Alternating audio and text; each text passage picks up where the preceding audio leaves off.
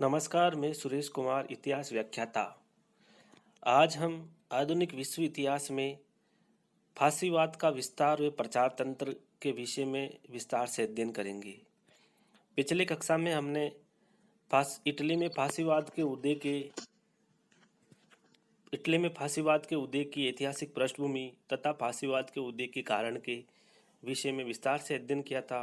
आज हम इटली में फासीवाद भाग 2 में फासीवाद का विस्तार व प्रचार तंत्र और किस तरीके से इनके कार्यक्रम थे उनके विषय में अध्ययन करेंगे। सॉरी। यद्यपि फासीवाद का कोई घोषणा पत्र नहीं जिसमें उसके सिद्धांतों को ढूंढा जा सके या जिन्हें प्रमाणित रूप में प्रस्तुत किया जा सके, फिर भी कुछ ऐसे पत्र व लेख विद्यमान हैं जिनसे फासीवादी दर्शन के मुख्य तत्व जोड़े जा सकते हैं। बेनिटो मुसोलिनी ने फासिज्म के आदर्शों व उसकी मान्यताओं को अपने अनेक भाषणों, वक्तव्यों और भेंटों में प्रकट किया है। उसके द्वारा रचित लेख फासिज्म के राजनीतिक और सामाजिक सिद्धांत, उसके दर्शन व मान्यताओं का प्रमाण है। दूसरे फासीवादियों ने भी फासीवाद के आदर्शों की अनेक व्यवस्थित व्याख्याएं की है जिन्हें आप संदर्भ ग्रंथ में पा सकते हैं। फासीवाद दर्शन का विकास। प्रारंभिक फासीवाद का किन्हीं राजनीतिक सिद्धांतों अथवा औपचारिक दर्शन में विश्वास नहीं था। इसे प्रयोगात्मक और अनुभवमूलक कहा गया है। फासिज्म आवश्यकता की देन है, ठोस सिद्धांतों की नहीं। यही कारण है कि फासीवादी आंदोलन पहले आरंभ हुआ, फासीवादी दर्शन बाद में बना। यही कारण है कि फासीवादी आंदोलन पहले आरंभ हुआ और फासीवादी दर्शन बाद में बना। फासिस्ट दर्शन का निर्माण तो इसके अस्तित्व में आने के बाद इसके औचित्य के सिद्ध करने के लिए हुआ। जैसे जैसे फासिस्ट आंदोलन में प्रगति होती गई, वैसे वैसे उसके विचारों व प्रोग्रामों में परिवर्तन होता गया। वैसे मुसोलिनी ने कहा था कि मेरा कार्य है, बातें नहीं।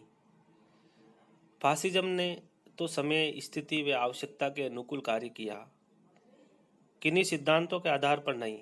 फिर भी क्रियात्मक स्तर के उपचारात्मक औचित्य सिद्ध करने की दृष्टि से सुविधा अनुरूप सिद्धांत प्रतिपादित करते गए। सॉरी।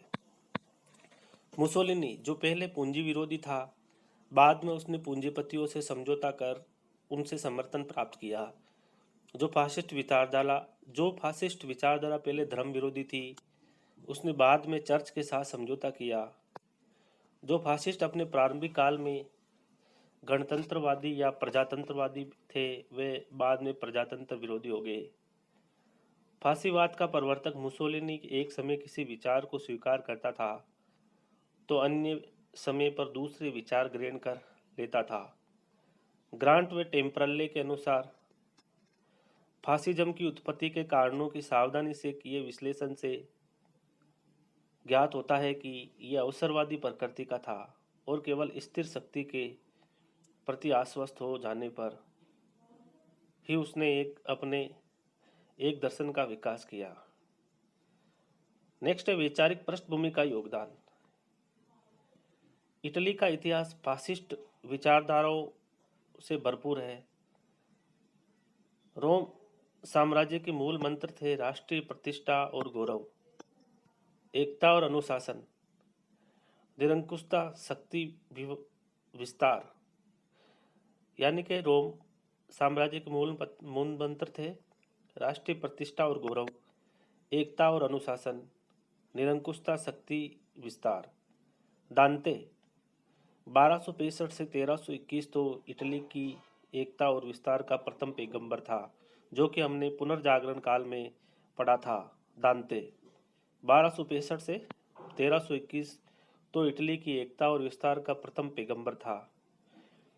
अपनी रचना डी मोनार्कियो में उसने रोम को विश्व प्रचार का स्रोत और विश्व शासन का केंद्र माना था। दांते ने अपनी रचना डी मोनार्कियो में उसने रोम को विश्व विचार का स्रोत और विश्व शासन का केंद्र माना है। नेक्स्ट था मैकियावेली 1469 से 1527 ईस्वी। राष्ट्रवाद, निरंकुशतावाद और व्यक्ति शक्तिवाद का समर्थक था। मैकियावेली, जिसकी रचना द प्रिंस थी, प्रसिद्ध पॉलिटिक्स था और उसने राष्ट्रवाद, निरंकुशता और शक्तिवाद का समर्थन किया था। इन्होंने पॉलिटिक्स पे अनेक बुक लिखी थी। सन 1870 में रोम की देवी नामक स्मारक का निर्माण ही इटली की वैभव एकता को चिरंजीवी रखने में हेतु हुआ था। 1870 में रोम की देवी नामक स्मारक का निर्माण इटली की वैभव एकता को चिरंजीवी रखने हेतु हुआ। प्रथम विश्व युद्ध उपरांत इटली की स्थिति शोचनीय हुई थी। प्रथम विश्व युद्ध 1914 से 1918 तक लड़ा गया था। उसमें इटली की स्थिति शोचनीय हुई। युद्ध जनित समस्याओं के कारण संसदीय दुर्बलता और प्रजातांत्रिक व्यवस्थाओं को बाहर किया गया। डॉक्टर विलियम रोज ने ठीक ही कहा है कि फांसीवादी विचारों का उदय युद्धोत्तर वैचारिक दृष्टिकोण का परिणाम था। डॉक्टर विलियम रोज ने क्या लिखा है कि फांसीवादी विचारों का उदय युद्धोत्तर वैचारिक दृष्टिकोण का परिणाम था। नेक्स्ट है प्रमुख सैद्धांतिक स्रोत। फांसीवाद की नींव वास्तव में रूसो, हीगल, नीत्शे और चेम्बरलेन के विचारों ने ही रख दी थी। फांसीवाद की नींव विस्तार में वास्तव में रूसो, हीगल, नीत्शे और चेम्बरलेन के विचारों ने ही रख दी थी, जिससे एक जाति, एक राज्य, एक दल, एक नेता के मंत्र का मार्ग प्रशस्त हुआ। रूसो ने जो बुद्धि के प्रति अविश्वास प्रकट किया था, वे फासिज्म के बुद्धि विरोधी तत्व का आधार बना। शोपेनहावर, सोरेल तथा बर्गसन के मनोवैज्ञानिक सिद्धांत की व्यक्ति अपने आचरण में मूल प्रवृत्तियों व भावनाओं से वशीभूत रहता है, विवेक या तर्क से नहीं, के कारण ही फांसीवाद ने राष्ट्र को काल्पनिक गाथा का रूप दिया, न कि एक तार्किक आधार। हार्विन, गोबिनो व चेम्बरलेन द्वारा प्रतिष्ठित नस्ल सिद्धांत को भी जर्मनी व इटली में नॉर्डिक जाति व भावनात्मक राष्ट्र के रूप में अनुसरण हुआ। हार्विन, गोबिनो व चेम्बरलेन द्वारा प्रतिष्ठित नस्ल सिद्धांत को भी जर्मनी व इटली में नॉर्डिक जाति व भावनात्मक राष्ट्र के रूप में अनुसरण हुआ। संक्षिप्त में फासिज्म को क्रमशः इन कथनों ने मुख्यतः प्रभावित किया। जीवित रहने के लिए संघर्ष अनिवार्य है, चार्ल्स डार्विन। Survival fittest. वही समूह विजयी होता है जिसमें एकता और अनुशासन हो, चार्ल्स डार्विन। जिन राष्ट्रों ने अपने समाज की परंपराओं को पोषण किया है वे बड़े राष्ट्र बनेंगे, मेजिनी। यानी कि फासिज्म, इन कथनों ने मुख्यतः प्रभावित किया था फासिज्म को। जीवित रहने के लिए संघर्ष अनिवार्य है, ये चार्ल्स डार्विन का कथन है। इन्होंने जो विकास का सिद्धांत दिया था, किस तरीके से जीवों का विकास हुआ, उसके तहत कि जीवित रहने के लिए संघर्ष अनिवार्य है। वही समूह विजय होता है जिसमें एकता और अनुशासन हो। यानी कि चार्ल्स डार्विन की ये थ्योरी भी है कि वही समूह विजय होता है जिसमें एकता और अनुशासन हो। और नेक्स्ट जो इटली का मेजिनी था, उसने लिखा है कि जिन राष्ट्रों ने अपने समाज की परंपराओं का पोषण किया है वे बड़े राष्ट्र बने हैं। फांसीवाद इन सब विचारों का सम्मिश्रित प्रतिफल था। फांसीवाद ने रोमन समाज की परंपराओं, रूढ़ियों आदि का अत्यधिक प्रयोग किया। स्वयं इटली के लेखक, कवि जैसे एनरिको कोरादिनी व गैब्रियल डी एनेंजियो ने साम्राज्य विस्तार व उग्र राष्ट्रवाद का प्रचार किया। स्वयं इटली के लेखक कौन थे? लेखक व कवि एनरिको कोरादिनी व गैब्रियल डी एनेंजियो ने साम्राज्य विस्तार व उग्र राष्ट्रवाद का प्रचार किया। अब है मूल प्रकृति का प्रभाव। फांसीवाद की मूल प्रकृति का प्रभाव। फांसीवाद की प्रकृति की स्पष्ट व्याख्या जटिल है, क्योंकि ये मूलतः अवसरवादी थी। अवसर अनुकूल ड्यूस या डूचे या नेता मुसोलिनी की इच्छा अनुसार फांसी दल व सरकार की प्रकृति परिवर्तित होती रही। फांसीवादी प्रकृति आतंकवादी हिंसा विचारधारा से युक्त है। हार्डी ने इसे भीड़ के मनोविज्ञान व आतंक से जोड़ा है। फांसीवाद को हार्डी ने एक इतिहासकार है जिसने भीड़ के मनोविज्ञान व आतंक से जोड़ा है। प्रकृति विश्लेषण में से इसने विभिन्न रंगों का सम्मिश्रण व अवसरवादी परिवर्तन दृष्टि को जोड़ता होता है। सेबाइन की मान्यता सही है कि फांसीवाद विभिन्न स्रोतों से प्राप्त विचारों का संकलन मात्र है जिन्हें परिस्थिति की आवश्यकता अनुरूप संकलित किया जाता रहा। मुसोलिनी ने अनेक पूर्ववर्ती विचारों को काट छाट कर उन्हें अपनी शैलियत से आकर्षित किया। गियोवेनी जेंटाइल ने फांसीवाद का स्रोत मेजिनी के आदर्शवाद व रिसार्जिमेंटो युग में ढूंढने का प्रयत्न किया है। गियोवानी जेंटाइल ने फांसीवाद का स्रोत मेजिनी, जो कि इटली का गणतंत्रवादी था, ने आदर्शवाद व रिसार्जिमेंटो युग में ढूंढने का प्रयत्न किया। डार्विन का विकासवाद, Charles Darwin survival fittest, Charles Darwin का विकासवाद व सर्वोत्तम का अस्तित्व ही की छाया भी फांसीवाद पर पड़ी।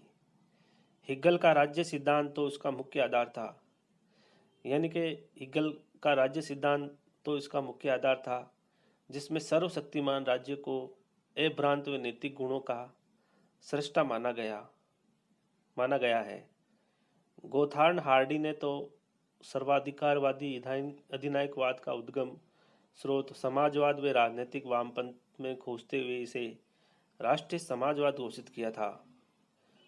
प्लेटो Drummond our world through the ages, Platt और ड्रम्ड की पुस्तक का नाम है our world through the ages के अनुसार फांसीवाद प्रबल राष्ट्रवाद, सैन्यवाद, साम्राज्यवाद, विरोधियों के दमन व एकदलीय अधिनायक तंत्र का पृष्ठपोषक था। सार तत्व का आकर्षण। वैसे सर्वसत्तावाद, सैन्यवाद व अधिनायकवाद फांसीवाद के सार तत्व है। यानी कि फांसीवाद के सार तत्व कौन कौन से हैं? सर्वसत्तावाद, सैन्यवाद व अधिनायकवाद फांसीवाद के सार तत्व है। ये साम्यवाद विरोधी, व्यक्ति स्वतंत्रता विरोधी व अनुदारवादी है।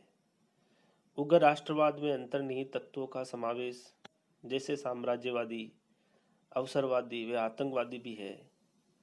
फांसीवाद के सारगर्भित तत्व निम्न प्रकार से परिलक्षित है। फांसीवाद की काल्पनिक गाथा राज्य या राष्ट्र है, यानी कि फांसीवाद में राज्य या राष्ट्र को महत्व दिया है।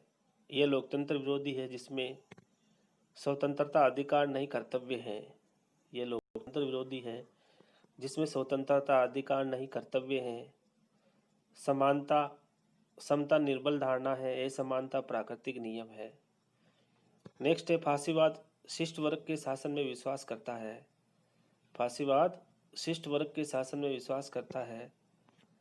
फांसीवाद हिंसा व युद्ध का पुजारी है, उसके लिए शांति का आयुरों का सोपन है।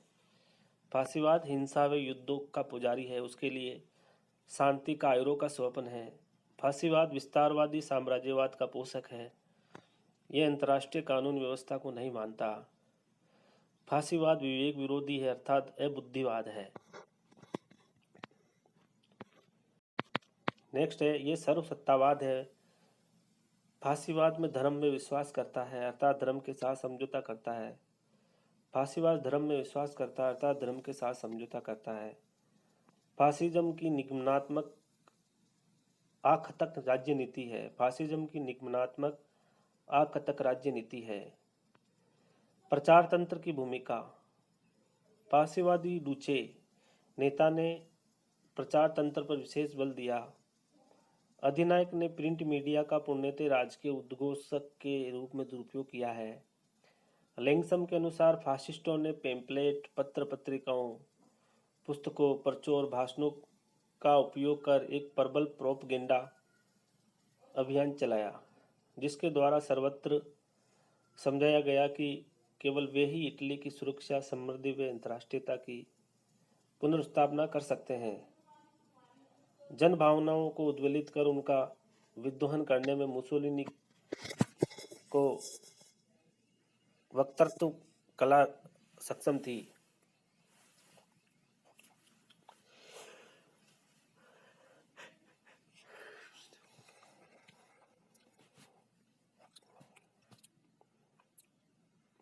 जनगणना को उद्वेलित कर उनका विद्रोहन करने में मुसोलिनी को वक्तृत्व कला सक्षम थी। फांसियों द्वारा की गई इस व्राणदत्ता काल्पनिक छवि ने फांसीवाद के उत्कर्ष में सहायक भूमिका निभाई। अब नेक्स्ट है शासन स्थापना व उत्कर्ष। फांसीवाद की शासन स्थापना व उत्कर्ष। किसी आंदोलन, दल या गतिविधि के लिए कुशल संयोजक तंत्र सूत्र की आवश्यकता होती है।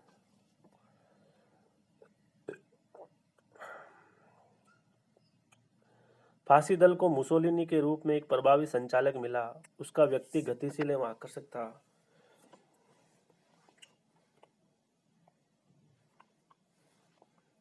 उसकी उच्च कोटि की संगठनात्मक क्षमता व अनुशासन स्थापित करने की योग्यता ने फांसी दल को 3 वर्ष की अल्पावधि में प्रमुख राजनीतिक शक्ति बना दिया।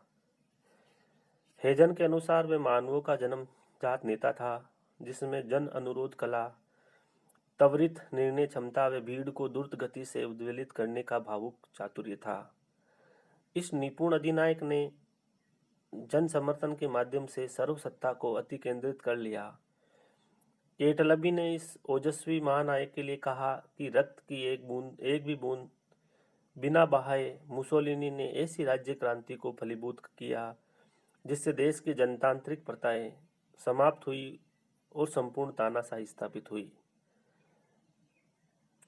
केटलबी ने कहा है कि रक्त की एक भी बूंद बहाए मुसोलिनी ने ऐसी राज्य की क्रांति को फलीभूत किया जिससे देश की जनतांत्रिक संस्थाएं समाप्त हुई और संपूर्ण तानाशाही स्थापित हुई।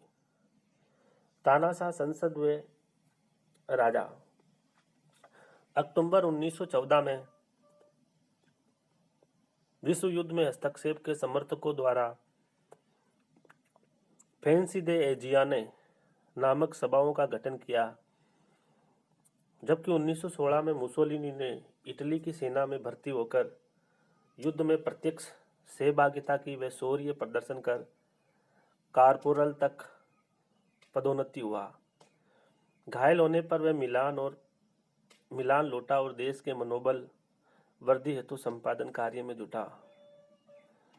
23 मार्च 1919 को यही इन सभाओं को पुनर्गठित कर फैंसी डे कॉम्बिन्टिमेंटो फासिस्ट दल स्थापित किया, जिसके प्रधान कमांडर के रूप में मुसोलिनी ने ड्यूस या डूचे की उपाधि ली। अनुकूल परिस्थितिवश वे ओजस्वी प्रचार से 3 वर्षों में ही ये देशव्यापी प्रभावशाली राजनीतिक शक्ति बन गया। साम्यवादियों द्वारा कारखानों के आधिपत्य की असफलता के बाद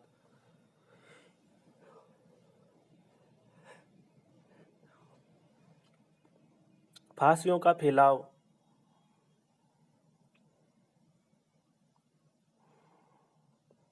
फैलाव का सुअवसर मिला। राष्ट्रीय फासिस्ट दल के निर्वाचन विजय से चैम्बर ऑफ डेपुटीज संसद पर दबाव डालना शुरू कर दिया। अपने मांग पत्र के अस्वीकृत होने पर फांसियों ने शक्ति प्रदर्शन किया तथा रोम राजधानी की ओर पलायन कर दिया। राजा विक्टर एमानुएल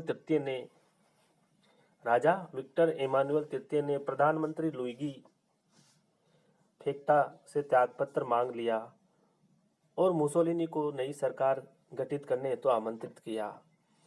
30 अक्टूबर 1922 को मुसोलिनी सरकार ने शपथ ग्रहण की, किंतु 15 में से केवल 4 विभाग ही फासिस्टों को सौंपे गए। शेष अन्य दलों को समाजवादियों को छोड़कर सरकार ने प्रतिनिधित्व दिया गया।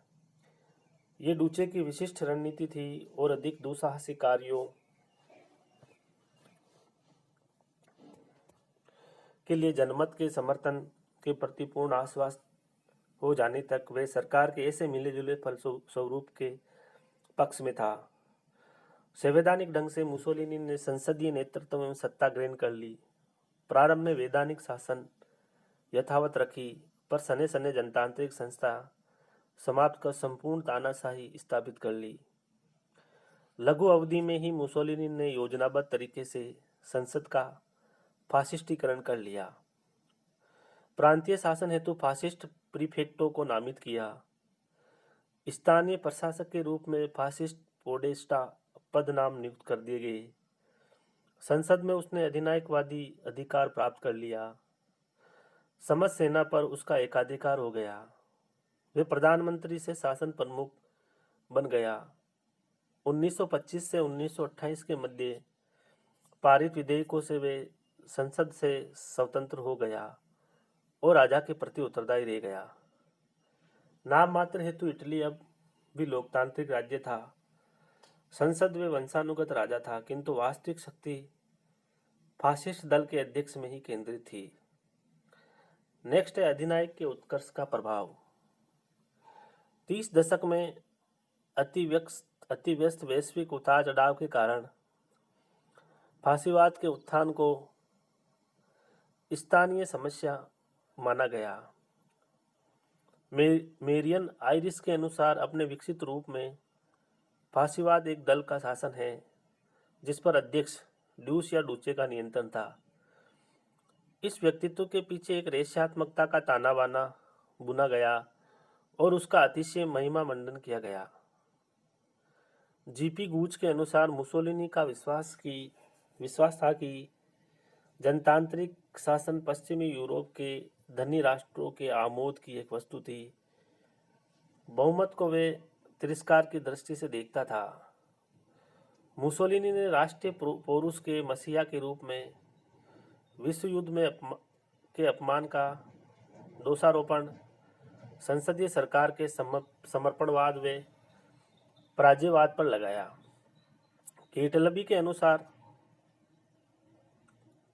फासिस्टों ने प्रारंभ से ही प्राचीन रोम के गौरवगान से साम्राज्यवादी लक्षण व्यक्त किए थे, परंतु अंतर्राष्ट्रीय स्तर पर इसे गंभीरता से नहीं लिया गया। 1930 के बाद जब मुसोलिनी ने विस्तारवादी आकांक्षाओं का व्यावहारिक निरूपण करना प्रारंभ किया तो यूरोप से शंकित हो उठा। लैंगसम के अनुसार फासिज्म के लिए विस्तारवाद प्राण तत्व का प्रकटीकरण था। इटली की समस्याओं का समाधान फासीवाद के अनुसार प्रादेशिक विस्तार में ही निहित था। फलते वैदेशिक संवेदनशीलता से दूसरे विश्व युद्ध की ओर अग्रसर हो गया। मुसोलिनी के फासीवाद के उदय व विकास क्रम से ने विश्व राजनीति को झकझोर दिया। इस घटना से विभिन्न प्रकार की प्रत्यक्ष व परोक्ष अंतर्राष्ट्रीय प्रतिक्रियाएं हुई। यूरोप के अन्य देशों ने भी शीघ्र प्रजातंत्र के स्थान पर तानाशाही स्थापित हुआ। उदाहरणार्थ जर्मनी में हिटलर, स्पेन में नासी टीटो, स्पेन में आदि में मतलब ये तानाशाही प्रकट हो गई। मुसोलिनी के सत्तारूढ़ होने से यौगिक वातावरण और साम्राज्यवादी भावनाएं प्रोत्साहित हुई। राष्ट्रसंघ की जो स्थापना हुई थी विश्व शांति स्थापित करने के लिए, उसकी प्रतिष्ठा को इन तानाशाहों की वजह से असफलता प्राप्त हुई। अवरोधक के रूप में साम्यवाद के प्रसार पर नियंत्रण लगाया गया। फ्रांस और ब्रिटेन की तुष्टीकरण की नीति विकसित हुई। प्रथम विश्व युद्ध की विभीषिका से उभरे बिना ही पुनः द्वितीय विश्व युद्ध की आहट सुनाई देने लगी, जिसमें मुसोलिनी की महती भूमिका थी। अब है फासीवाद के उभरते आंतरिक घटक। दूसरी ओर यहाँ संक्षेप में इटली पर फासीवाद के प्रवृत्तिजन्य प्रभाव द्रष्टव्य हैं, जैसे फांसी सरकार की स्थापना, लोकतांत्रिक व्यवस्थाओं पर कुठाराघात, प्रशासकीय व अन्य संस्थाओं का कर्म से फांसीकरण, विरोध व विपक्ष का दमन, उग्र राष्ट्रवाद की प्रबल यौद्धिक मनोवृत्ति, नवीन राज्य सत्तात्मक आर्थिक, राजनीतिक व शैक्षिक व्यवस्थाएं, नस्लीय भेदभाव व जातीय अहंकार को संरक्षण, राज्य व धर्म के मध्य सौहार्द, इटली में एकता की आंतरिक भावना का विकास, अराजकता के स्थान पर फांसी आतंक राज्य की स्थापना, आक्रमणात्मक दृष्टिकोण से सभी नीतियां उग्र बनी, शांति विरोधी शक्ति को आंतरिक व बाहरी प्रोत्साहन, जिससे सर्वहारा समाजवाद व साम्यवाद के प्रति वे ढाल संरक्षणबद्ध बने। आधुनिक युग के इस कुख्यात अधिनायक के रूप में अधिनायक के प्रति मूल्य निर्णय से तटस्थ रहे तो घरेलू क्षेत्र में उसके कार्यकाल में इटली ने प्रगति अवश्य की। मुसोलिनी लैटिन यथार्थवाद से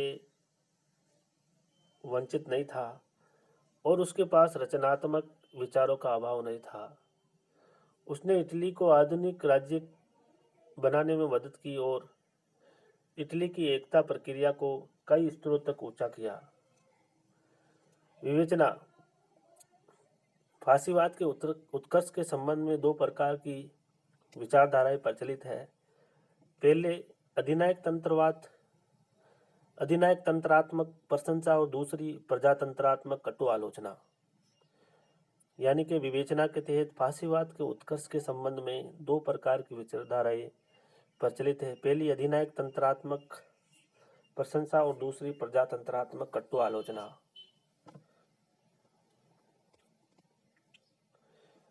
प्रशंसकीय दृष्टिकोण से फासिज्म ने संकट काल में इटली की ये व्यवस्था में परिवर्तित किया। यानी कि प्रशंसकीय दृष्टिकोण से फासिज्म ने संकट काल में इटली की ये व्यवस्था में परिवर्तित किया। इटली का राष्ट्र निर्माण किया, लोक जीवन में स्फूर्ति व एकता संचारित की और राष्ट्रीय सम्मान को पुनः स्थापित किया।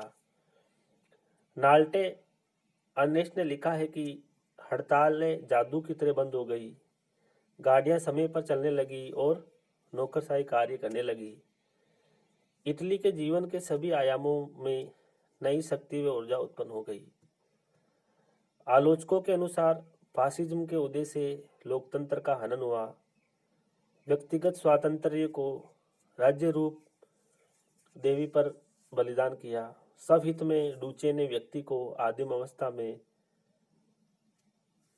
धकेलना चाहा। यानी आलोचकों के अनुसार फासिज्म के उदय से लोकतंत्र का हनन हुआ, व्यक्तिगत स्वातंत्र्य को राज्य रूप देवी पर बलिदान किया। सब हित में डूचे ने व्यक्ति को आदिम अवस्था में धकेलना चाहा। धोखाधड़ी, अवसरवादी, अतीत के पागलपन जैसे शब्दों से फासीवाद का मूल्यांकन किया गया, क्योंकि फासीवाद ने न केवल व्यक्ति की आत्मा का हनन करना चाहा, बल्कि उसके मस्तिष्क को भी विकृत बनाने का प्रयास किया। आलोचना के प्रधान आधार यही है। फासिज्म की आलोचना के आधार यही है। फासिज्म कोरा अवसरवाद है, हिंसा समर्थक व शांति व भ्रातृत्व का विरोधी है, बल प्रयोग आधारित शासन चिरस्थायी नहीं था, सह अस्तित्व व अंतर्राष्ट्रीयता विरोधी है, सार्वजनिक व सांस्कृतिक प्रगति में बाधक है, मानवीय मूल्यों का भक्षक रहा है, न्यायोचित निष्पक्ष विचारों व विपक्ष का अंत हुआ है, लोक कल्याणकारी विचारधारा नहीं है, सैन्य वातावरण से तनावपूर्ण व्यवस्था रहती है, राजनीतिक शून्यता के कारण विकल्पों की छूट नहीं रहती, फासीवाद पूंजीवाद की पतनोन्मुख दशा का स्वरूप है, प्राकृतिक विकास गति पर प्रतिकूल प्रभाव पड़ता है, उत्तराधिकारी समस्या से गंभीर अराजकता व उपद्रवयुक्त स्थिति का बनना, ये कुछ उसकी आलोचना है। आइंस्टाइन ने स्पष्ट किया है कि अधिनायक तंत्र का अर्थ सर्वत्र प्रतिबद्ध व उसके निरर्थक प्रयत्न से मुक्त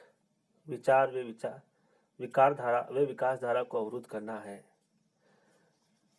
आइंस्टाइन ने स्पष्ट किया है कि अधिनायक तंत्र का अर्थ सर्वत्र प्रतिबद्ध व उसके निरर्थक